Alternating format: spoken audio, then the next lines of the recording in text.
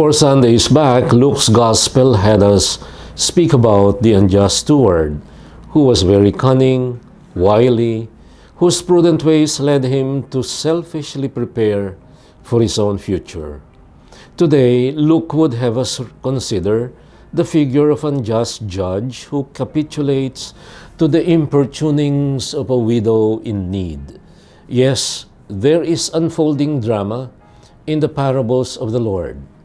Parables are basically stories, but used skillfully by the master storyteller and teacher that Jesus was, are more than just bedtime stories. No, parables were meant to disturb. They were meant to be so surprising as to catch people off guard, as to make hearers gasp in disbelief and react either positively or negatively to them. Today's parable is no exception, but the first reading is no less shocking. It recounts what appears to be a strange, almost magical story about Moses, Joshua, Aaron, and Hur caught up in battle with Amalekites who came and waged war against Israel. Taken in its right context, however, and pitted side by side with the other two readings, we see a totally different picture. We see not magic but a concrete portrayal of Moses and his companions at prayer. We see a people in difficulty whose leaders show by their actions how best to face a group of aggressors who are about to go against the plan of God for his people.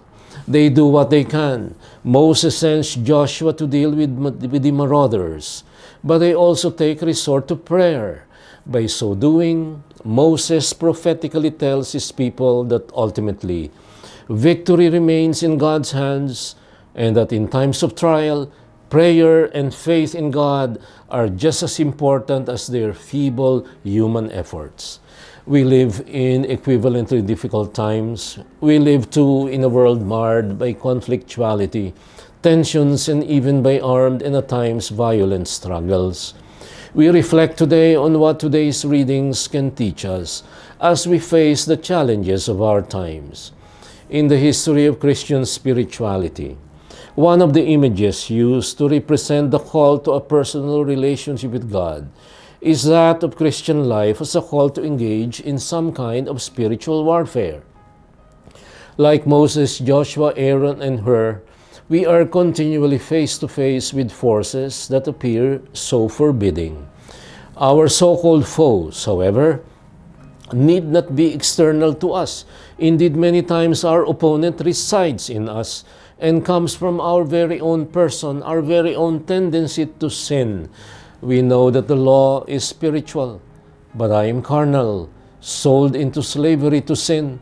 What I do not understand, for I do not do what I want, but I do what I hate. Indeed, the spirit is willing, but the flesh is weak, as the Lord reminds us. Moses knew this firsthand. Moses, who kept his hands raised up, a symbol of prayer, knew exhaustion at some point. The spirit was willing, but the flesh was weak. He prayed, but he grew weary praying, and it was at such a time that others came to his support. Others came to pray with him. Others came to pray for him. And with others, persistent prayer spelled the difference between defeat and victory. The times are indeed challenging. All the trends, studies, and statistics do not sound good for institutionalized religion. Mainstream churches, including the Catholic Church, all suffer from decline in memberships. Ironically, despite the mass exodus of people from organized religion, there is paradoxically so much hunger for spirituality, for personal meaning in life. But there is a strong and marked reaction against all forms of institutionalization, hierarchical structures, and authoritative pronouncements from leaders and pastors. Pastors like me, like Moses, can succumb to weariness and discouragement in the face of all this undeniable reality. But today I would like to think that we all are getting a shot in the arm, a much-needed vaccine to guard us against the flu of despair and lack of faith. Our response to the first reading sums it all up. Our help is from the Lord who made heaven and earth. The dramatic elements of the first reading show this much. Prayer is essential for the life of the serious leader like Moses. Without prayer, the battle waged by the Amalekites in our midst, which includes our own self-inflicted temptations, cannot be won. But the story makes it clear that in the end, victory is God's work. The story also makes clear the pressing need for us not only to pray, but to pray with others, to pray for others. Aaron and Hur, supporting Moses' weary arms and drooping spirit, represents this truth. At a time of weakness, pastors also need the prayer of those they work for and work with.